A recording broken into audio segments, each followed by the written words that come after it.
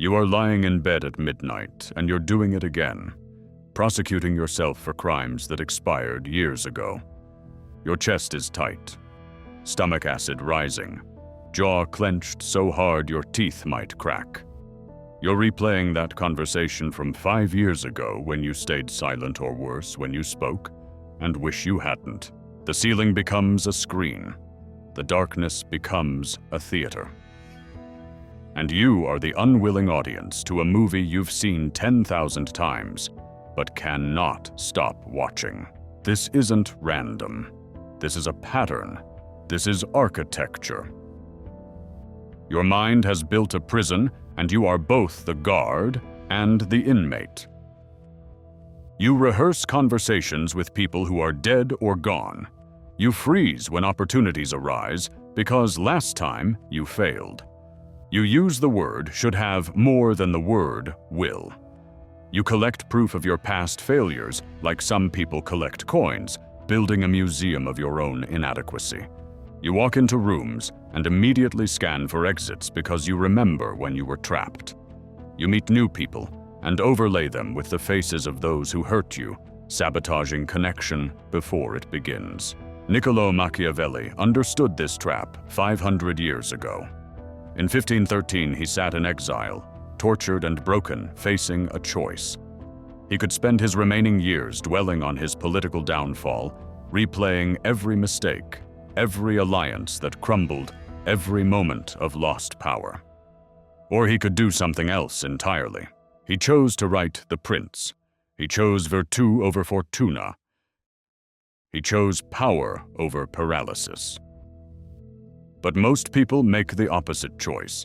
They choose the familiar prison over the unknown freedom. Why? Because the past, no matter how painful, has one irresistible quality: it's predictable. You know how that story ends. You survived it. Your primitive brain interprets survival as success, and it wants to keep running the same program because the program kept you alive. This is the addiction mechanism. Your brain releases chemicals when you ruminate. Cortisol, adrenaline, the stress cocktail. And if you've been marinating in that cocktail for years, your body has learned to crave it. When you have a peaceful day, when you forget to torture yourself, your body goes into withdrawal. It sends panic signals: something is wrong, we're too calm, this doesn't feel like us. So your brain scans the archives, finds a painful memory, and boom. The familiar discomfort floods back in. Your body sighs with relief. Now I feel like myself again. You think you're haunted by memory. You're not. You're a willing hostage. You're collaborating with your captor. Your brain isn't protecting you. It's imprisoning you. It has made you a citizen of the past, stripped of all power in the present. And here's the dark psychology at work: you prefer it this way. Machiavelli witnessed Italian princes clinging to ancestral glory while their cities burned to the ground. They held court in crumbling palaces reciting past victories, while French and Spanish armies carved up Italy like a feast. These princes were so obsessed with legitimacy through bloodline, through history, through the past, that they lost all capability in the present.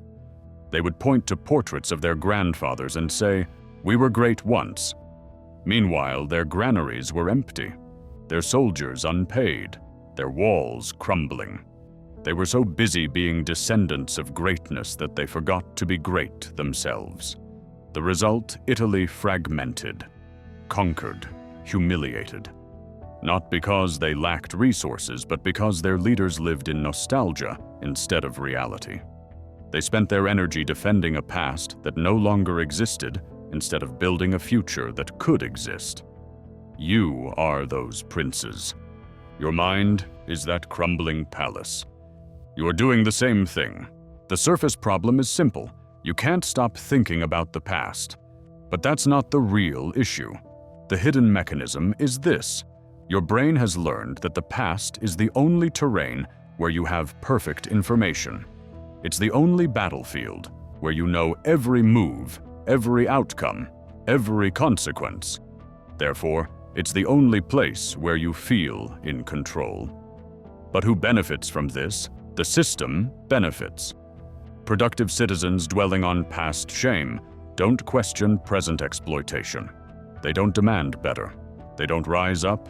They sit quietly, trapped in their own heads, punishing themselves for free. Why do you accept it? Because rumination feels like planning. Because regret feels like righteousness. Because being a victim of yesterday excuses being a coward today. Machiavelli wrote in The Prince, "Men nearly always follow the tracks made by others and proceed in their affairs by imitation, even though they cannot entirely keep to the tracks of others or emulate the prowess of their models." Translation: you are walking the same mental paths over and over, imitating your past self, trapped in the tracks of who you were. You cannot move forward because you keep looking backward. This is the psychology of memory, turned into a prison. The world divides into two categories, the played and the players. The played are controlled by their history. The players weaponize history as data, not identity. Which are you? If you're ready to break free from mental loops and learn dark philosophy that actually works, hit subscribe. Most will stay trapped. You don't have to be most people. The choice is yours. Now we go deeper into Machiavellian philosophy. This is the principle that separates masters from victims. Machiavelli's core teaching in The Prince and his discourses on Livy centers on two forces, virtù and fortuna. Fortuna is fortune, fate, external circumstances, the uncontrollable. It's the past. It's what happened to you. It's the hand you were dealt. Virtù is capability, flexibility, your ability to act decisively in the present moment, to adapt, to seize opportunity regardless of circumstances. Most people surrender virtù to fortuna. They say, "I am who I am because of what happened to me." This is the philosophy of the conquered. This is how to stay stuck in trauma healing that never heals. Society tells you to learn from the past, to never forget to honor your story. This sounds noble. It's strategic poison. It keeps you weak. Here's why this is counterintuitive to common morality. We're taught that dwelling on our pain is processing, that remembering is respect, that our trauma defines us. Mental health culture often reinforces this. Tell your story. Share your wounds. Identify with your suffering. But observe the evidence from reality. Successful people who experienced severe trauma don't perform their wounds publicly. They don't reference past pain to explain present choices. They extract the lesson, weaponize it as knowledge, and move forward with the Machiavelli mindset. Unsuccessful people with identical trauma cultivate victim identity. They use history as an alibi for inaction. They trade their future for sympathy about their past. They become addicted to the emotional healing process without ever actually healing. Here's the brutal truth about how to let go of the past. Your brain keeps you trapped there, because the past is where fortuna dominated, where you had no control. But you choose to live there because it absolves you of exercising virtù now. Machiavelli wrote, "Fortune is the arbiter of half of our actions, but she still leaves us to control the other half." You're giving fortuna 100%. You're surrendering the half that belongs to you.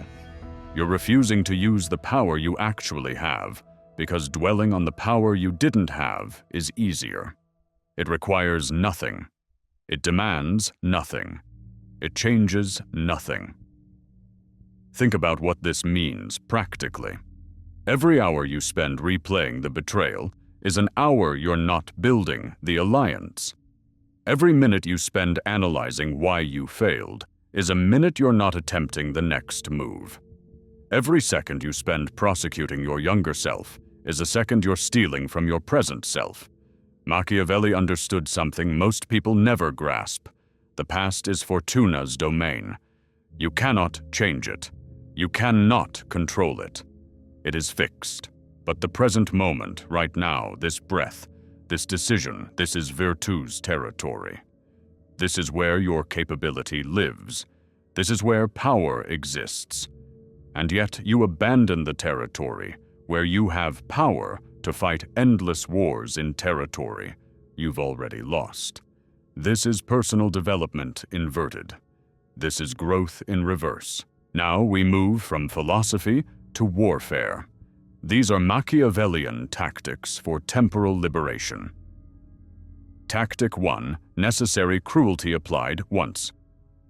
Machiavelli praised Cesare Borgia for appointing a brutal governor to pacify a rebellious region, then publicly executing that governor once order was restored. One decisive act of cruelty to establish permanent stability rather than prolonged suffering. Apply this to your mind. Most people try to heal gradually, gently letting go of the past bit by bit. This is prolonged cruelty. You torture yourself over years. This is how to stop overthinking the wrong way. The Machiavellian method identifies the past event that controls you most.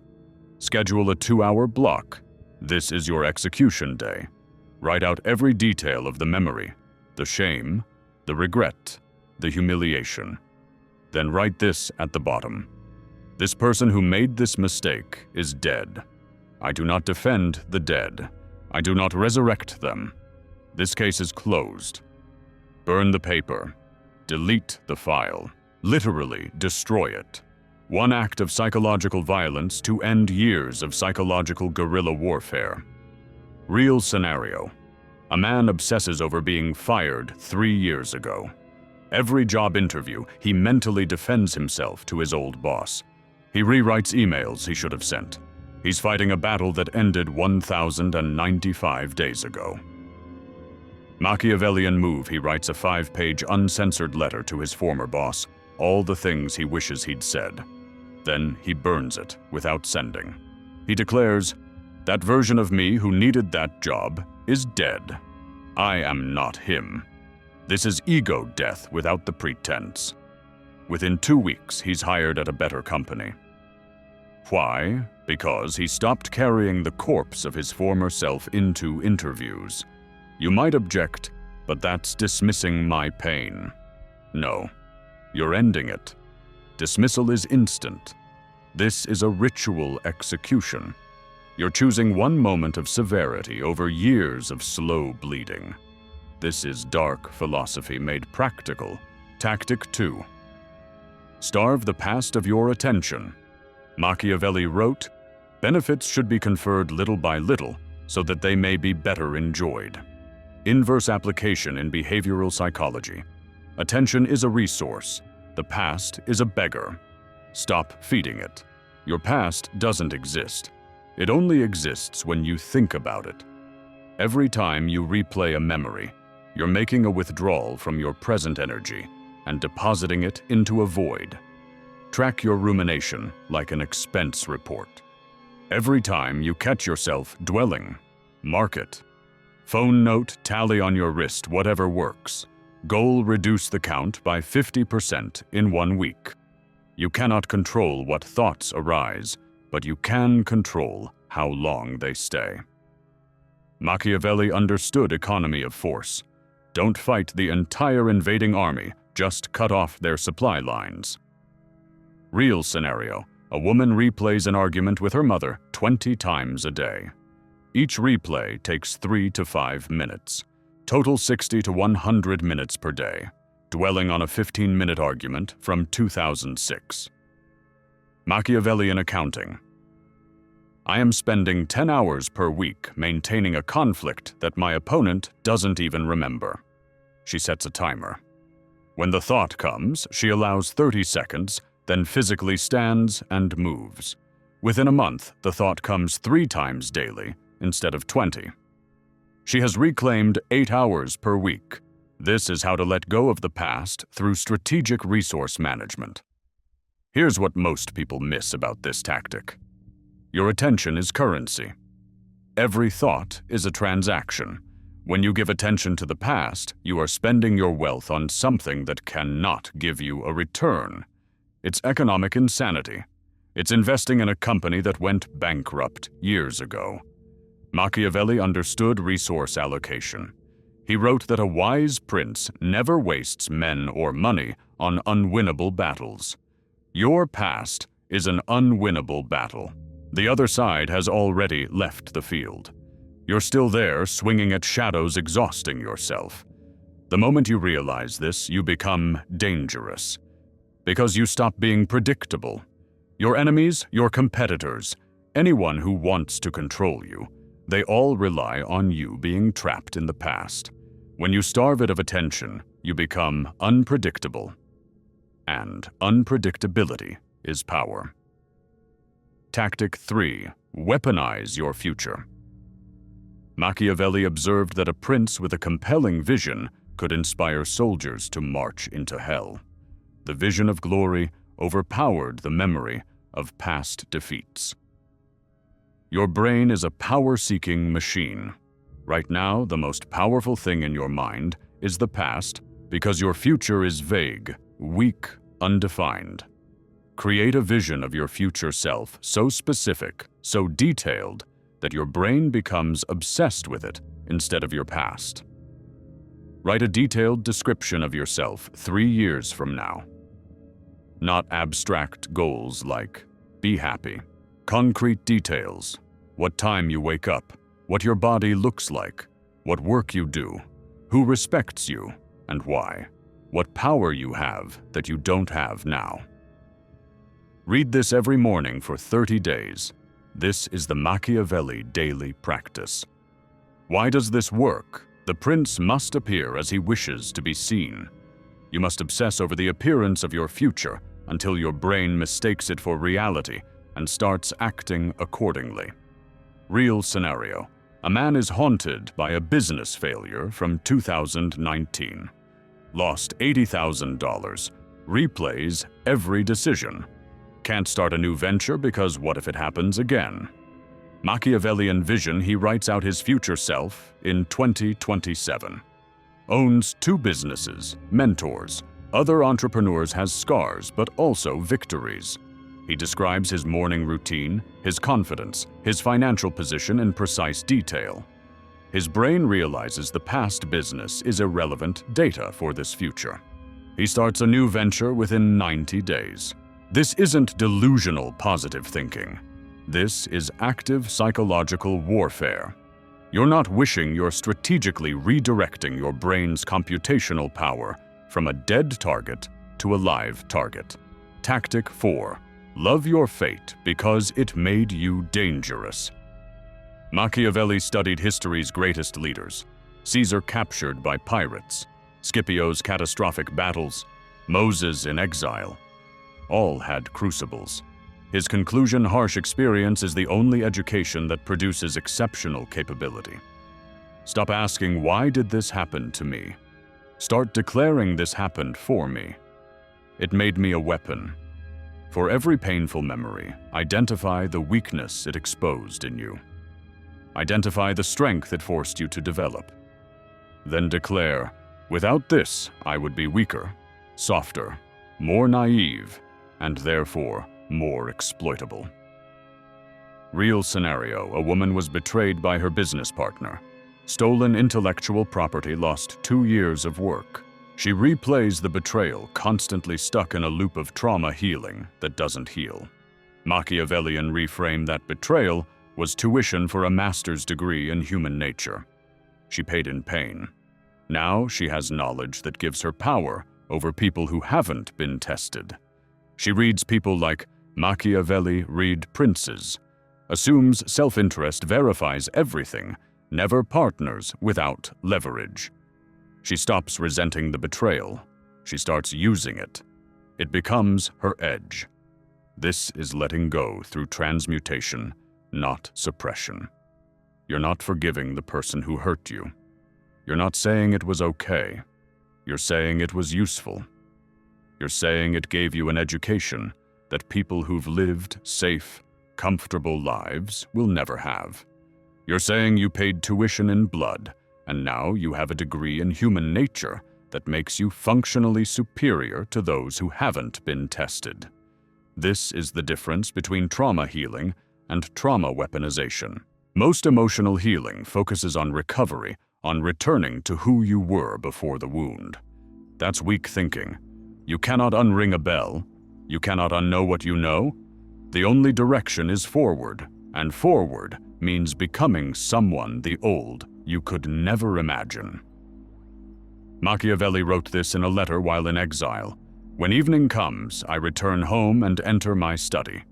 On the threshold, I strip naked, taking off my muddy, sweaty clothes, and I put on the robes of court and palace, and dressed in a more appropriate manner, I enter into the ancient courts of rulers who have long since died. He chose to use his suffering as a doorway to greatness. You can do the same. Every night, strip off the clothes of your victimhood. Put on the robes of power. Enter the court of those who conquered despite catastrophe. Tactic 5. The Lion and the Fox. Machiavelli wrote, "A prince must be a fox to recognize traps and a lion to frighten wolves. Some memories you fight directly like a lion. Some you outsmart like a fox. When the memory is an external enemy, someone who wronged you, you face it. Once declare them irrelevant. Move on. Lion approach. That person had power over me then. They have zero power now. Case closed. When the memory is internal shame about your own actions, you don't fight it. You recontextualize it. Fox approach. I made that mistake because I didn't have the information I have now. That person is dead. I am the upgrade. Real scenario. A man haunted by two things: his abusive father and his own cowardice in not standing up to him. Lion approach to the father. My father was weak. Weak people abuse. I am not weak. He is irrelevant to my life now. Fox approach to the shame. That child couldn't fight back. He was small, afraid, had no options. I am not that child. I would protect him now. The blame doesn't belong to him. This isn't mental gymnastics. All thinking is mental gymnastics. The question is, are you doing gymnastics that strengthen you or cripple you? Machiavelli chose the gymnastics that kept him alive and influential. Choose accordingly. The key to this tactic is knowing which weapon to use when. Most people only have one mode. They either confront everything head-on, exhausting themselves in battles that don't matter, or they avoid everything becoming paralyzed by cunning that never converts to action. The master knows external threats require the lion. Internal shame requires the fox. Use force against things outside you. Use finesse against things inside you. Attack outward, negotiate inward. When you misuse these tools, you destroy yourself. If you use the fox on external enemies, you overthink and never act. If you use the lion on internal shame, you beat yourself into submission and call it discipline, but you're really just creating more trauma. Machiavelli's genius was in the synthesis: be both. Know both. Deploy strategically. This is how you stop being controlled by your past. You don't fight every memory that arises. You categorize it, then apply the appropriate response. Is this an external ghost or an internal lie, lion or fox force or finesse? This is behavioral psychology weaponized. This is how the Machiavelli mindset dismantles mental prisons. Here is what will happen when you stop giving energy to the past. First, you will feel a vacuum. The past was a comfortable prison. Without it, you're standing in an open field with no walls. This will terrify you. Your brain will scream, "Go back to the cell." At least we knew the boundaries. Resist. Second, people around you will resist your transformation. They are used to you as the wounded one, the regretful one, the one they can pity or control.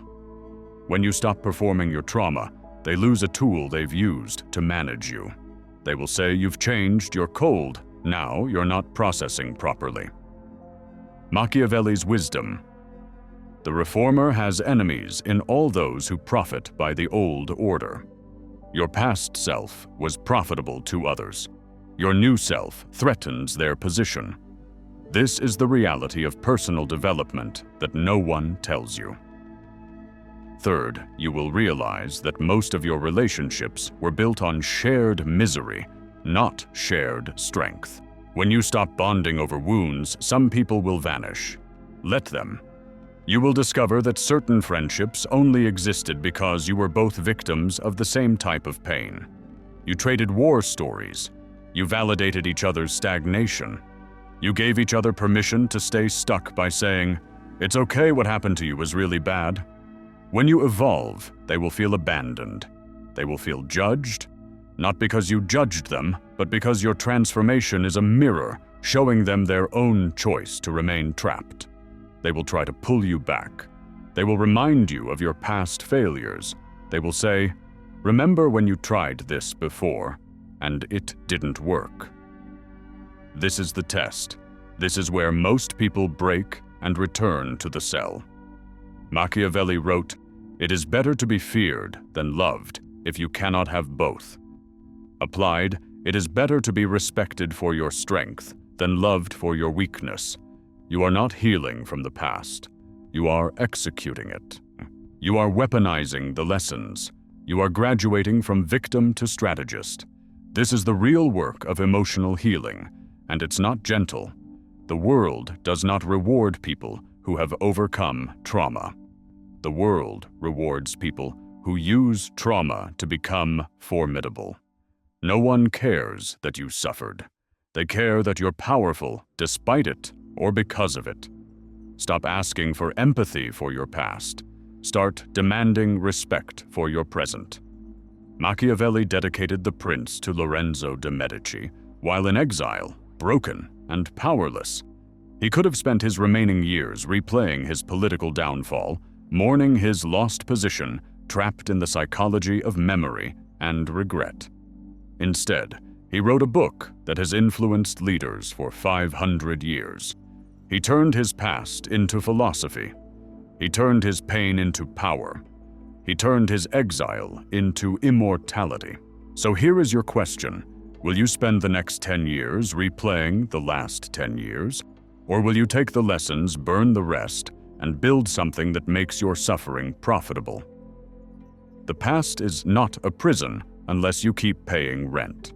Eviction notice starts now. Stop being a historian of your own pain. Become an architect of your own power.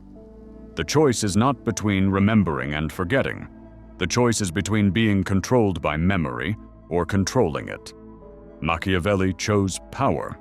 After torture, after exile, after losing everything he chose to be remembered for 5 centuries. Not as a victim of political persecution, but as the man who decoded power itself. You have the same choice right now. Here's what will happen if you choose power. 6 months from now, someone will mention that old wound, that old failure, that thing that used to define you. And you will feel nothing. Not because you've suppressed it, but because you've outgrown it. You will look at it the way an adult looks at a childhood fear of the dark. You'll remember it existed, but you won't understand why it ever had power over you.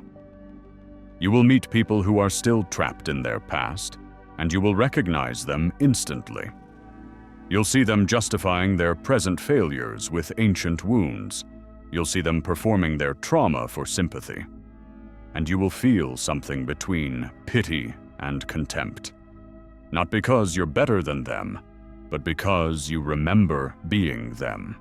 And you remember making the choice to stop. This is the Machiavelli mindset applied to the self. This is dark psychology used for liberation instead of manipulation. This is how to stop overthinking by redirecting that computational power toward conquest instead of regret. What will you choose? Most people will watch this and do nothing. They'll not agree and return to their mental dungeons by tomorrow. They prefer the familiar ache to the unknown freedom. But you're not most people. You recognize the bars of your cell now. The only question left is whether you have the virtù to walk through the open door.